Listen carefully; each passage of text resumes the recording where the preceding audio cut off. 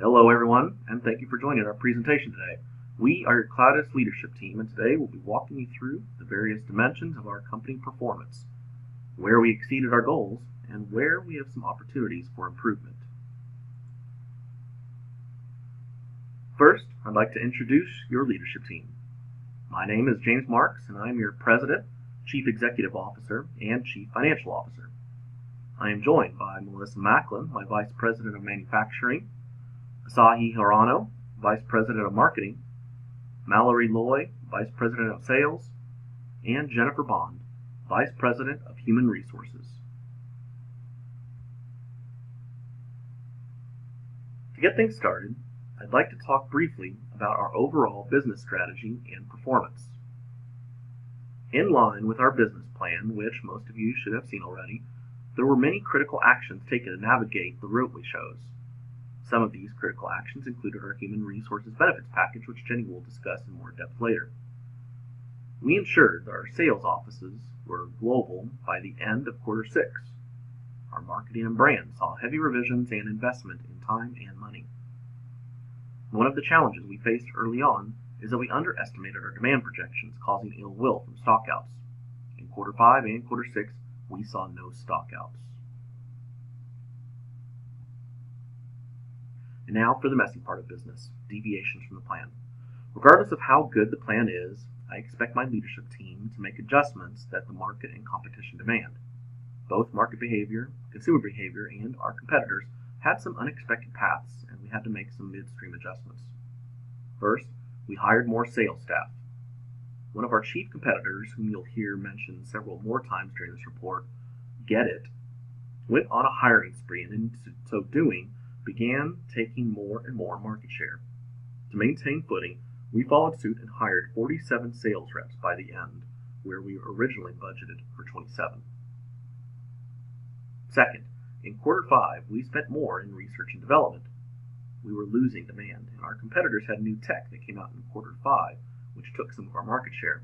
We needed to bounce back in quarter 6, and did so by investing in research and development. Finally, our competitors, chiefly Get It and occasionally CUDA, did very well in their branding and advertising. We needed to make departures from our initial plan and invest more into these areas to keep pace and market share.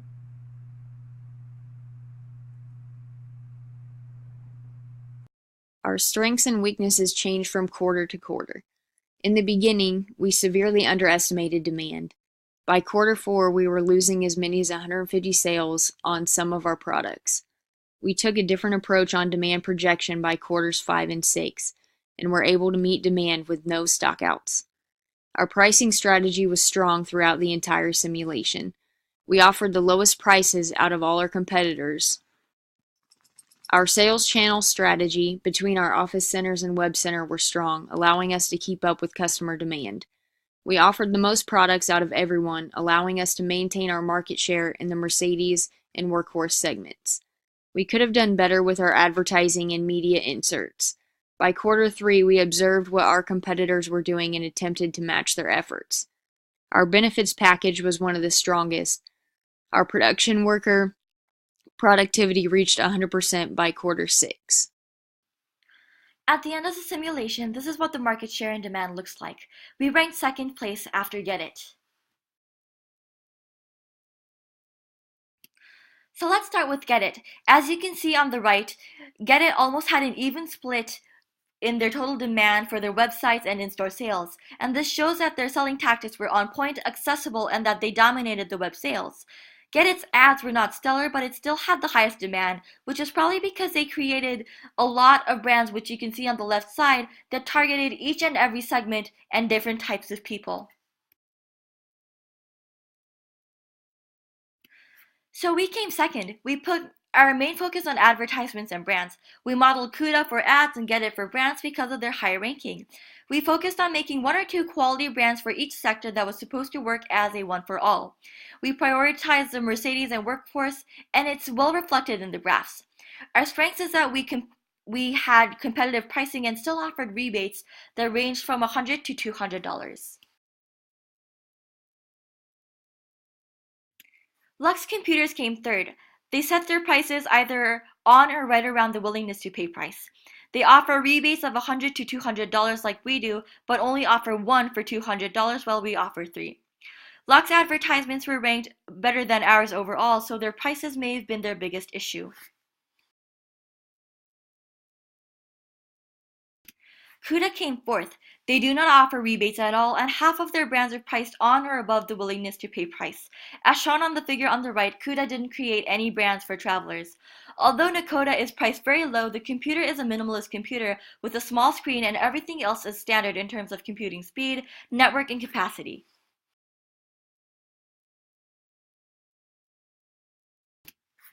One more thing to note about CUDA is that they make amazing advertisements. We actually came close to them for the Workhorse, but they were completely in their own league with a score of 91 for their Mercedes. Golden Heart Computers ranked 5th place with a market share of 4%. Although they didn't have a good market share, they did have a good advertisement ratings. In fact, they scored higher than we did for the Mercedes and were right behind us for the Workhorse and Travelers. Their prices were also okay. However, their actual products were not spot on. For example, their Fanlu Deluxe was their #1 priority geared for the Mercedes, but it didn't even make it in the top 8, which is because they lacked the extra special features such as a fail-proof, networking, and ultra capacity. It seems that they didn't invest much in their R&D, which caused them to have the least market share. For the next couple of quarters, we are going to continue with using a low-cost strategy, but we are going to change some other aspects in regard to the company. Our overall goal is to increase market share from 25% to about 35% within the next 4 to 6 quarters. We plan to increase the overall market share by taking back the majority market share in the Workhorse segment and by increasing our market share in the Mercedes and Traveler segment. We plan to do this by investing in more R&D, since we did not invest as heavily as some of our competitors in earlier quarters. We are going to invest a consistent amount in R&D each quarter to help keep our technology as new as possible. With this new R&D, we will be able to create new brands to enter the market and keep a competitive edge. We are going to implement a strategy where we create or update a product in each segment at least every 3 to 4 quarters. This will allow us to have very consistent up-to-date technology and also offer our customers new products consistently. To increase market share and compete with our competitors, we are also going to hire more salespeople both in sales offices and our web office. We plan to triple the amount of web salespeople and hire between 3 to 8 more employees at each sales office over the course of a couple of quarters, with each employee specializing in a specific segment. We also will consistently update advertisements and look at what is doing well and what isn't. We want our ads to be highly rated by our customers, so they will require consistent updates. In terms of human resources, we have done well, but we are going to achieve 100% productivity by salespersons by increasing the HR packages. We plan to maintain our other worker productivity at 100%. In terms of manufacturing, we plan to predict demand more accurately. We have seen trends in demand per salesperson that can occur from the number of salespeople, products, and advertisements. With this in mind, we will be able to predict the demand per our employees more accurately, leading to less excess operating capacity and ill will, therefore leading to lean manufacturing strategy. With all of these plans and goals for the next couple of quarters, we also plan to pay off our loans that we have acquired over the past 2 quarters. Team-based learning. We have a wonderful cohesive team that worked very well together. What we learned worked well for our team was scheduled weekly meetings. As a team, we would schedule 1 to 2 Skype meetings a week to work on assignments. Great communication. As a team, we had constant communication through email. Each team member was willing to share information, and each team member would respond to emails in an appropriate amount of time. Share goals and objectives. In each meeting, we as a team had set a goal to complete by the end of the Skype session.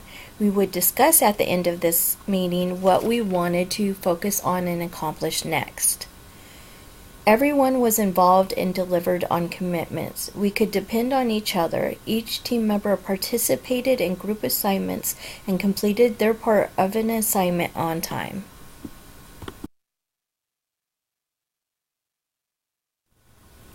Simulation learning. What we as a group learned from our simulation experience. How all of the various disciplines in business work together. Different employee types. For example, manufacturing versus sales. Communication is key. We would not have been able to complete these assignments and get a good understanding of the simulation if we did not keep in constant communication. What went well? Early investing proved prudent, more brands than our competitors. Micro-segmentation early on. Superior pricing strategy. Good benefits package. Manufacturing was always highest for us because of the good benefit packages we offered to our employees. What would we do differently in the future? Advertisements, so we could get a higher rating. Branding, approved by union. Spent more on research and development. Using better judgment on demand throughout. Limits under over.